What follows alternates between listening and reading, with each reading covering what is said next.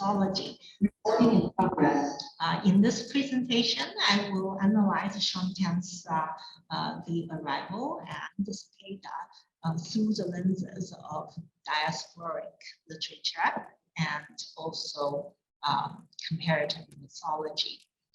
Earlier on in our talk, I noticed that Mr. Shaun Tan said he doesn't want people to read too much into these books, and he says you shouldn't have any prior knowledge in order to understand these books. But unfortunately, that's what we do as literary critics, where we look at the symbolism within the book and we draw connections. Here, I would like to draw your attention to the fact that many critics, as Patricia has also mentioned, tend to suggest that the arrival is rather idealistic because the protagonist does not encounter much difficulties in his newly adopted home. For example, Yang Jianlong, who is another graphic novelist, said that The Arrival is about placing these photorealistic human figures in abstract, surreal environments. And by doing this, Tan evokes the intimacy of individual immigrant experience without ever setting on a specific person, time, or place. So when I read this book, I felt that the idea of this book is not to review all of the difficulties that a migrant may face or suffer, but suggest to the reader first to empathize with the protagonist. In this set of images that we can see the protagonist facing perhaps the customs officer's questions. He looks confused, frustrated, and also frightened. And from these photorealistic images that we, the reader, can empathize with his feeling as a stranger entering a strange land, and depending on other strangers' empathy to survive. But this story certainly is idealistic because through the arc of the story, we see the protagonist's departure. In the earlier part, we can see that his old home is simple, and particularly you can notice there's a crack on the teapot, right? So he's economically struggling. Perhaps all of these images give us hints of why someone would choose to depart from the home of their origin. And then toward the end of the we find the family reunited in their new land, and the home is much more elaborately decorated. We find objects from their old home, such as this top hat and the towel. This suggests that the migrant carries part of their past with them, certain habits of life, certain ways of living, and certain ways to present themselves in their new land. And by doing so, they transform the land of their arrival. But the migrant also adapt to the new land by bringing into their own world the new surroundings. We can see as, symbolized by this creature that the protagonist has adopted, and a variety of decoration. And of course, this is a migrant success story because we can see the protagonist has become more affluent than before. What we may pay attention to is this arrival image is that he's giving his daughter a little bit of spending money, so he's more affluent than he was before. So this is a success story. But I do not think the criticism about this book being ideal is necessarily fair, because I think this book, The Arrival, is about the construction of an imagined homeland for the diasporic community. So first, in terms of what we mean by homeland, the American Chinese writer Jin had suggested that there's two ways of understanding the meaning of homeland. One is it refers to our native land, and when we understand homeland this way, it seems like the fate for the migrant or the diasporic peoples is that we are staying in an in-between space where our ultimate goal is to return. However, there's another way of understanding the word homeland, that is our home as a present.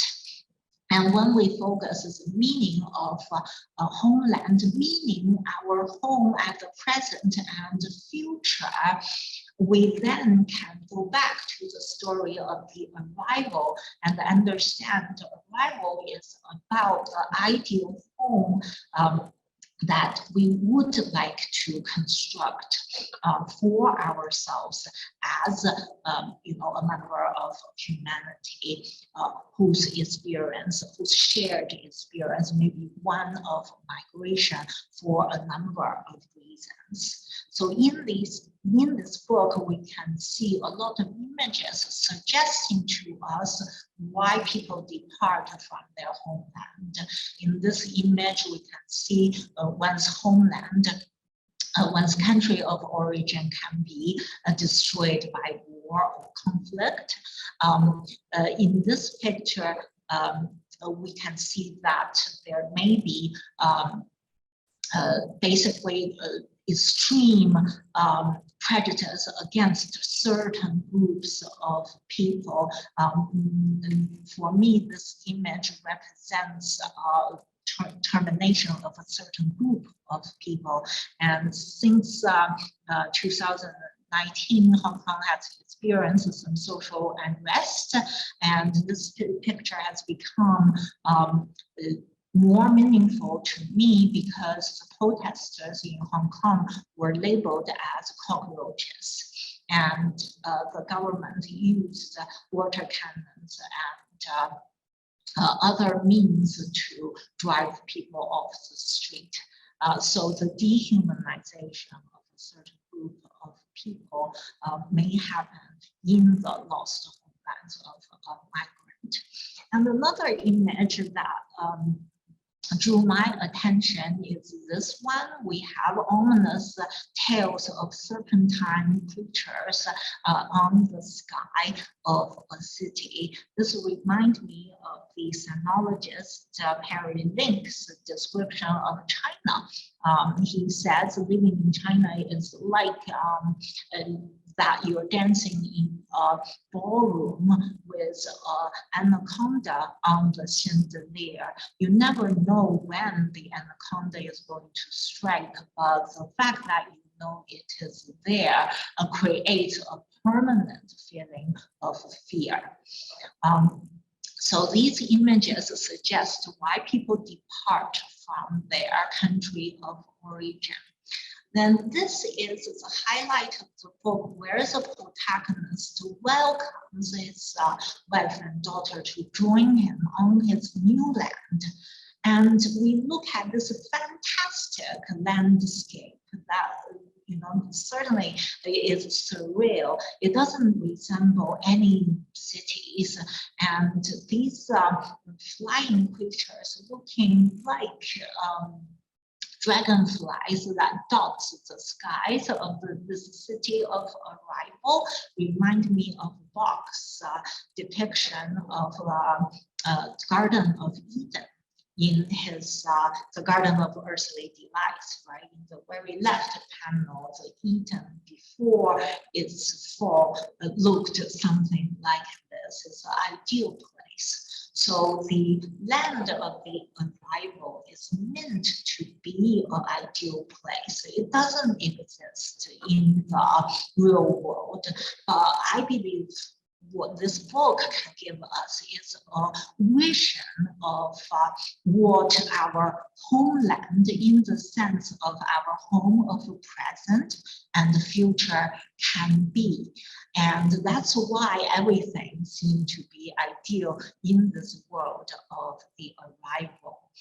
So when we compare these two panels, one depicts objects and pictures of the past, the place, the home that the protagonist departed from, and the other depicts the objects of his new home, his home of arrival.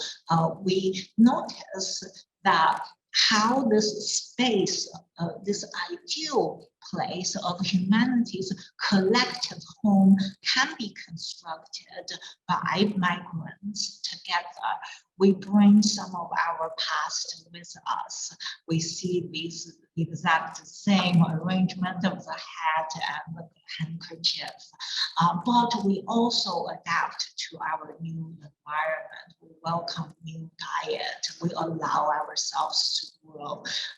We draw pictures with the new land. We become part of the new land.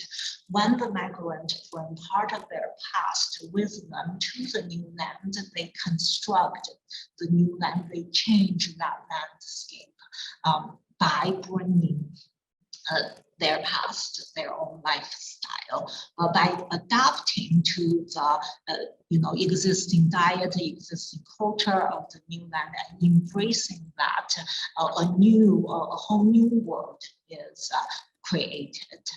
Another sign of this world of the arrival isn't meant to be reflecting any actual place in the world, is for me this photograph. Those of us with migrant experience, we know one of the greatest loss that we suffer as a migrant is the separation from our family. Often, many families have the father depart from their country of origin, and in the new land, it's often many years, it can be a decade. So just now, Patricia mentioned the refugee situation in Hong Kong. We actually have refugee families whose father arrived in Hong Kong maybe 8 years prior to the time when his wife and children can join him. So you can imagine the lost time and lost experience together is part of a very real tragedy that we face as migrants. But in this story, the protagonist reached the new land, found a job and settled there and learned new language, but it seems like no time has passed. So for me, this is again an indication of the space of arrival is a space of human imagination rather than an actual physical place that already exists. So how do we construct this ideal homeland for migrants? One of the questions we face is language. So one of the linguistic issues related is language is just a set of symbols that doesn't make sense to people unless you have been educated to decipher it. However, image here on this lower panel is borderless, because we're all human beings. We all have shared a human experience, and through sympathy and through reading of images, strangers can reach understanding and come together and support each other. So I think this panel testifies to the power of a wordless graphic novel that Vidisha mentioned. When we use this book for the One City, One Book project, we attract people of all ages, because you may not be able to read words, but because we're all human, we can all read and relate to images. So on this panel, we find that immigrants has to face challenges, and one of the most normal one is when you immigrate from your country of origin to a new land, the immigrant suffers lowering of their social status because of linguistic challenges. So on this panel, you see the protagonist took off his suit. His suit suggests a middle-class occupation, but then he picks up a glue to put up posters. So he is now doing manual labor. So he is willing because he wants to survive and find an occupation, make a home in the land of his arrival.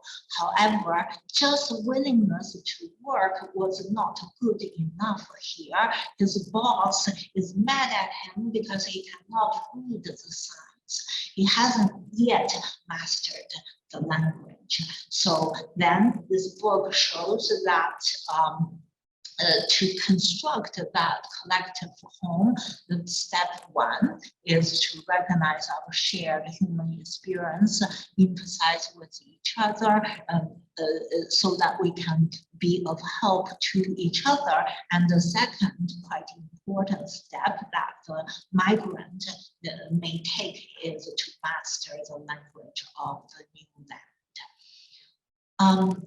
So Shaun Tan says that if we got one thing that defends us as a species, is our ability to relocate. There is not a single person alive who doesn't have a migrant ancestor. So this for me suggests that the story of the arrival is a story about humanity's shared experience of migration. Because if we look a few generations back, we find our ancestors must have relocated from one place to another. However, the world that we do know it isn't very friendly to the migrant. Just like Vidisha said, the refugee situation in Hong Kong is pretty dismal. We have refugee families that's stuck in Hong Kong for 2 decades before they could find a country that would be willing to take them in. So for me, this book suggests that what we can do as a member of this humanity that may seek home in another land and another place, what we can do to construct a home of arrival that is more friendly, more open to all immigrants. So in this story, there was a scene, the protagonist made a friend. He was invited to visit a friend's home. And while he was visiting, the tail of this creature popped out from a jar, and it looks like the serpentine tail of the creatures that was threatening people in the protagonist's homeland. So he was so frightened that he dropped the basket of vegetables that he was carrying. But it turns out that this creature is an entirely different creature. It is a pet of the new family. And when the protagonist recount his reasons why he was frightened by the tale into the story of his homeland. And then his host also opened up to him to explain why he and his family had migrated from their own country. And this is perhaps the warmest picture and most beautiful one in the book for me, because the two characters were able to understand each other, accept each other, empathize with each other, and create this space of harmony. So a new home is established through this empathy, understanding, and respect. And for me, that is how we can discover the potential for us to create that imaginary homeland for humanities. In this panel, we see these gigantic statues in the city of arrival, welcoming refugees. So we know statues mark the important cultural aspects of a city, and most statues we see in real world cities were actually conquerors, or like Statue of Liberty representing ideal. So from this picture, we can see the ideal for the land of arrival, the humanity's imaginary homeland, is one where people of very different cultural origins can be treated equally. They enjoy equal status, and they welcome each other despite their very different lifestyles. So for me, this is the space Shaun Tan has crafted with this wordless novel. That he has given us a vision of a space that doesn't yet exist. However, because we saw it in his artwork, perhaps we can take it with us and also take steps into constructing this space.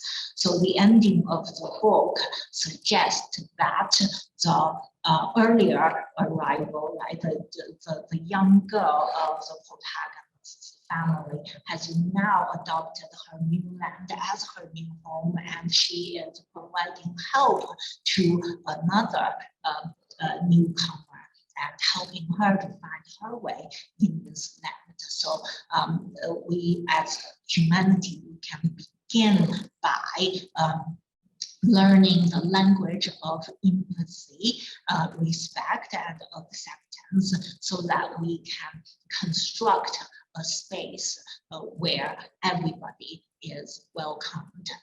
So the space of arrival doesn't exist, but it's meant to be an idealized space that is home to all migrants. Now I move on to the 2018 book, Cicada. Here we actually see a somewhat fantastic creature, the cicada. The cicada in a suit, he's got 4 arms and 2 legs and bulging green eyes. He is decidedly not human, but he needs to navigate a space that is populated by humans, and he needs to adorn himself with human attire in order to function in this space. He also needs to adapt to the language of humans. So this story, therefore, gives us another side of the picture, that is, it is situated in the real world. We look at the Kafkaesque landscape that is gray and cold, and here we see the shadow of a cicada flying over an urban jungle, suggesting to us this is a creature navigating through a space that is decidedly and resolutely unfriendly to this creature. The cicada belongs to nature, to the jungle. He does not have a place in the city.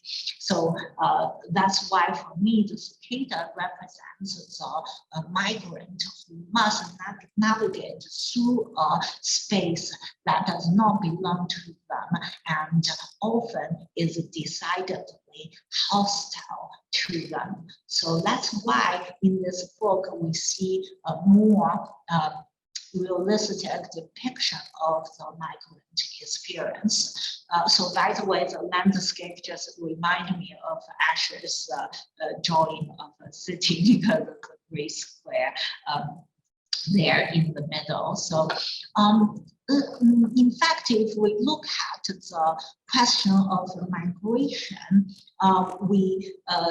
like Shaun Tan said, every human being has an ancestor who migrated. So migration is actually as old as civilization. And because we just looked at a picture of the city, and that's the starting point of where Cicada's story began, I want to look at the connection between the rise of cities and the connection of civilization with the cities. So we could argue the concept of civilization begins with the beginning of cities. Cities were human settlements, and it began to appear in what we call the Neolithic Revolution period, when several things happened, that is agriculture and domestication of animals.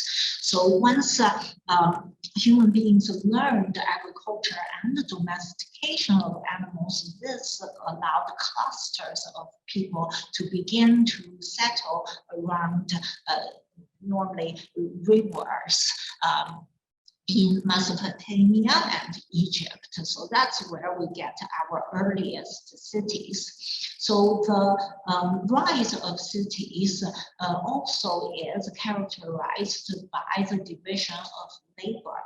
But with that, it has caused social and political differentiation.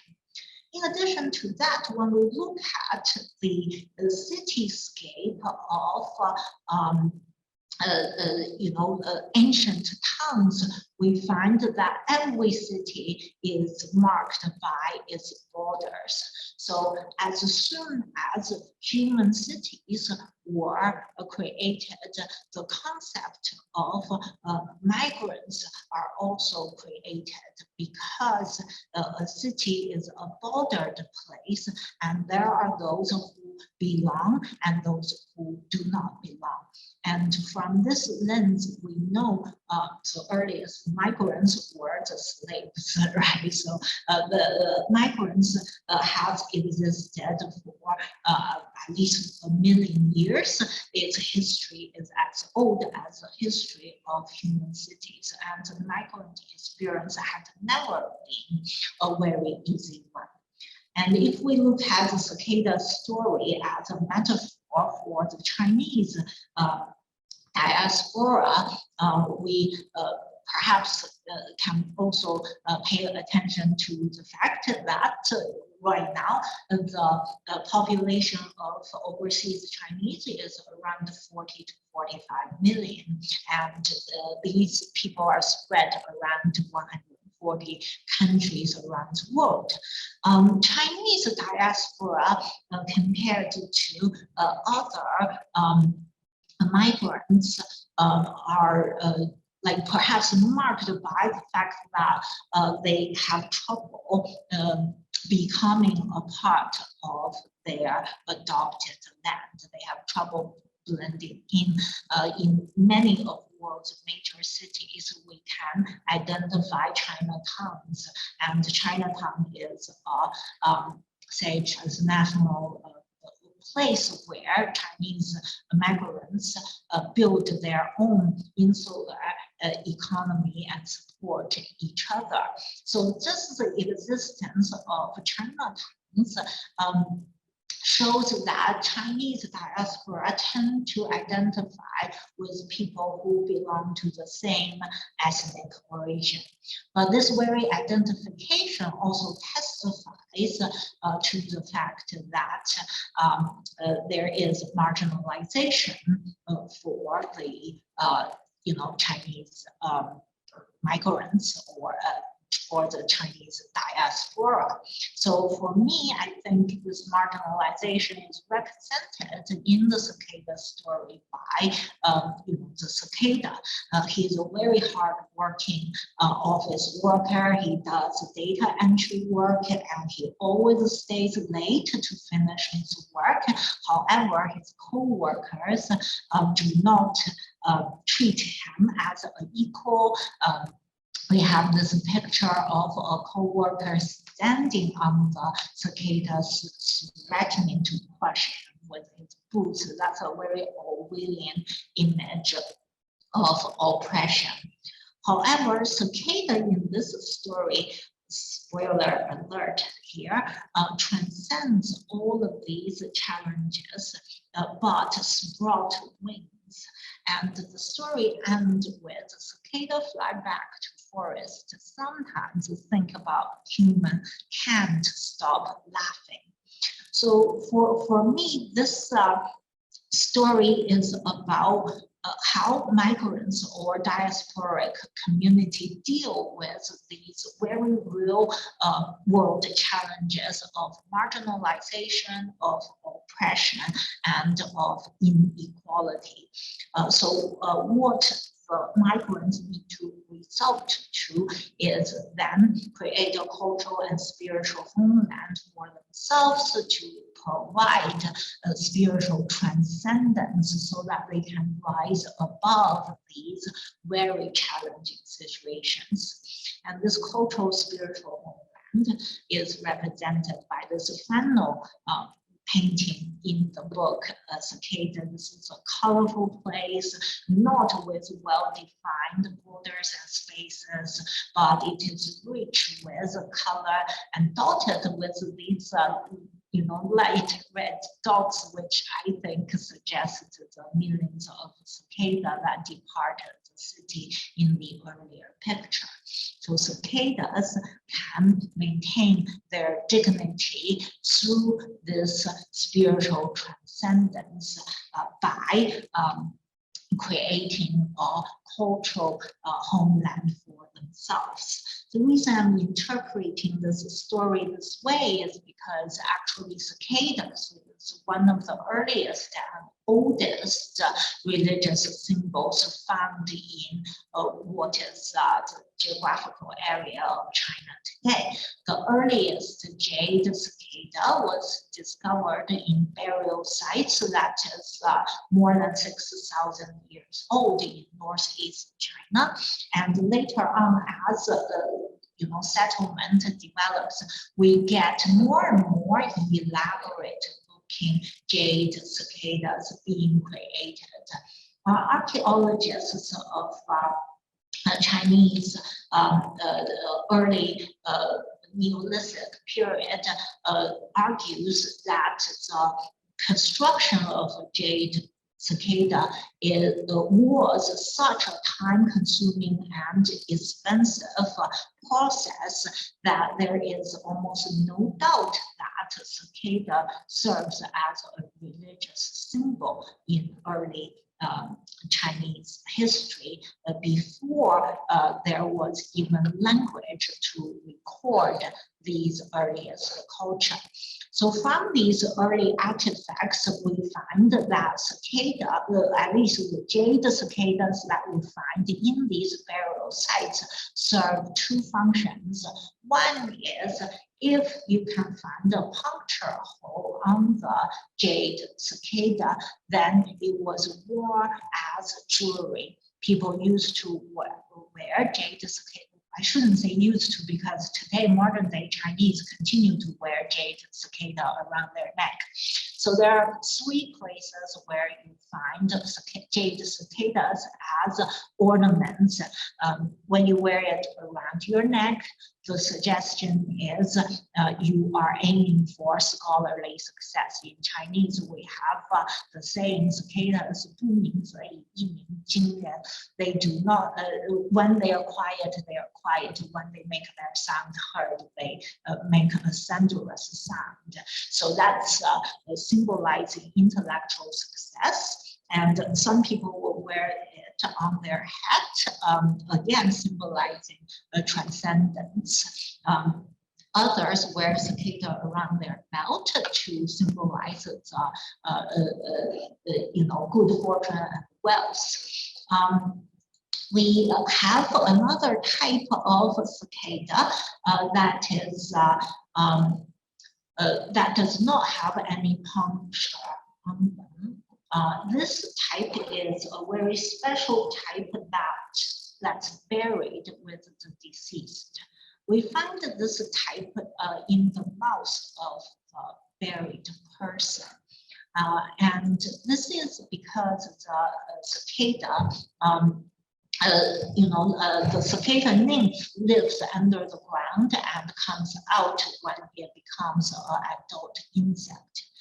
When people observe this life cycle of cicada, they believe cicada represents resurrection and also represents the human soul. So when people were buried in the past, it was the custom to place a jade cicada in the mouth of the deceased to hope that the cicada will carry this person's soul into heaven.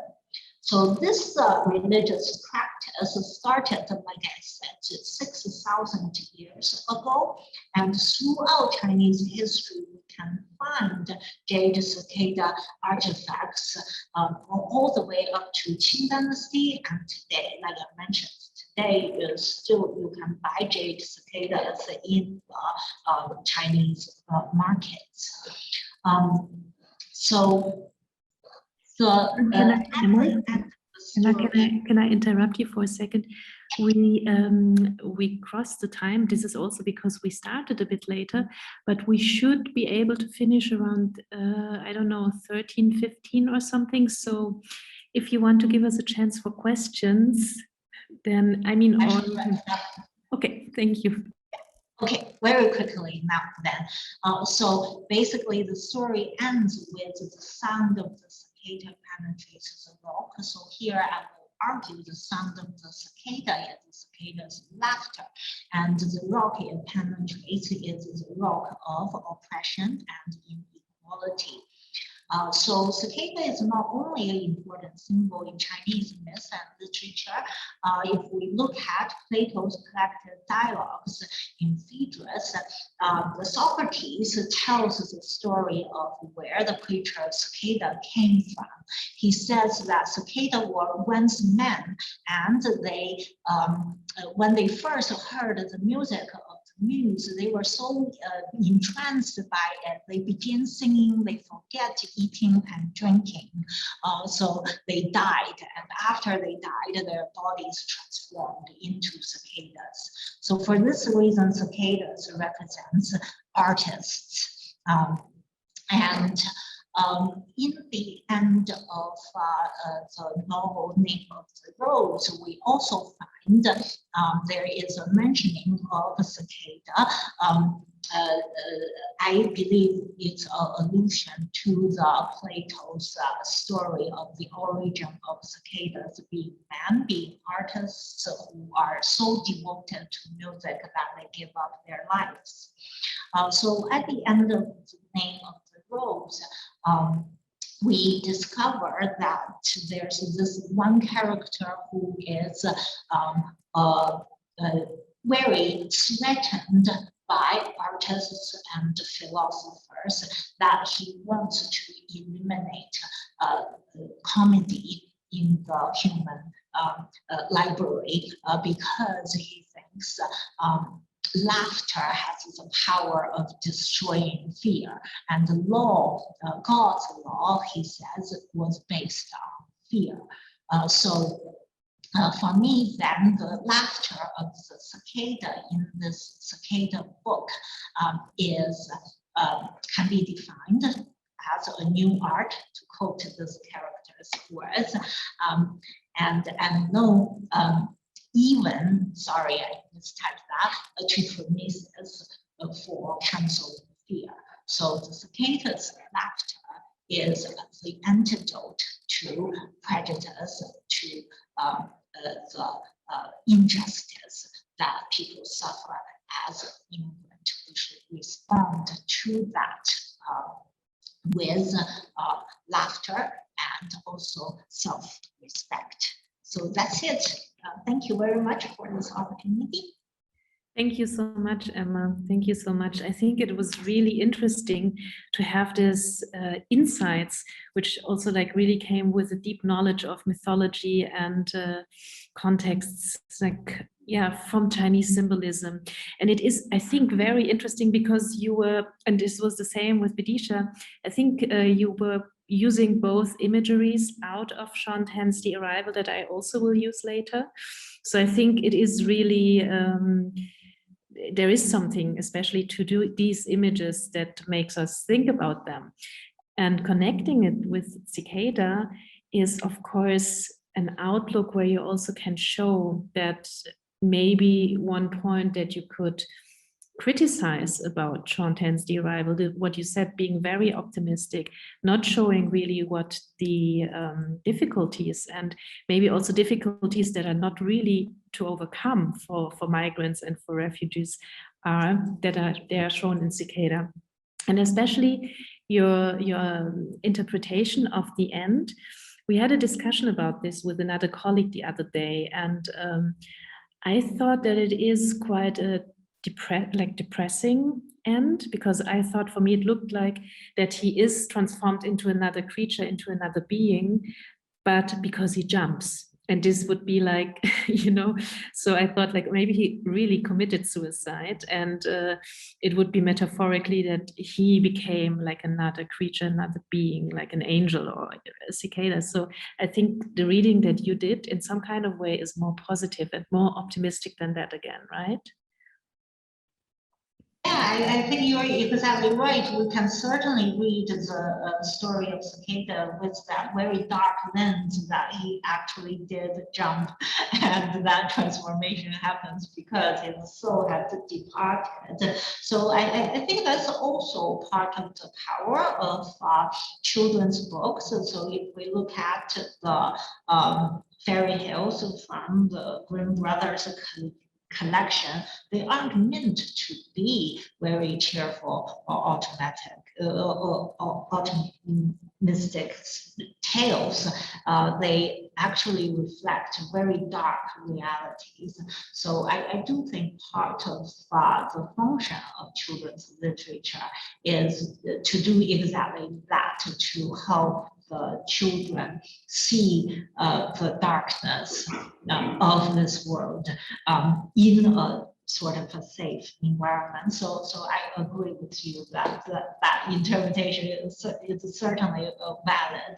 But at the same time, I felt like, you know, we do have hope because we point this topic forward and we look at it head on, and that's where the hope lies. So then there is a way to transcend this inequality and unfair treatment.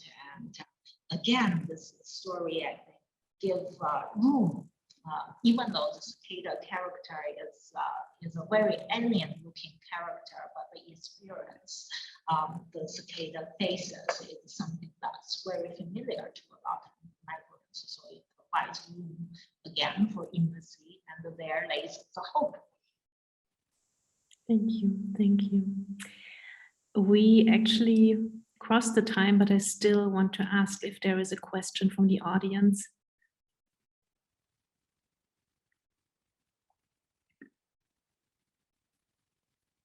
Okay. Emma, thank you so much. It was really a pleasure to see all these connections between, first of all, the two books, and then also to well, various narratives from various cultures that you made. And I really liked especially that there were like literary references that I didn't know yet, so I will look it up. I wanted to know, is there an article? Did you write an article about this already, or is there something that's going to be published sometime soon? So you're still on mute? Yeah, thank you. I certainly hope to eventually put that together, and hopefully you can find an outline for it. So right now I'm just experimenting with these ideas, trying to connect them together. So yeah, your feedback would be very valuable. Thank you. Yes, it would be amazing, because I think especially if you have international classes with students from all over the world, I think this would be really helpful. Sophie Notbaum is writing, that was a very insightful talk. Thank you so much. Very interesting. And yes, I agree. Thank you so much. And yeah, just thank you very much for having me. It's an honor to be here this afternoon. Yes, thank you our pleasure.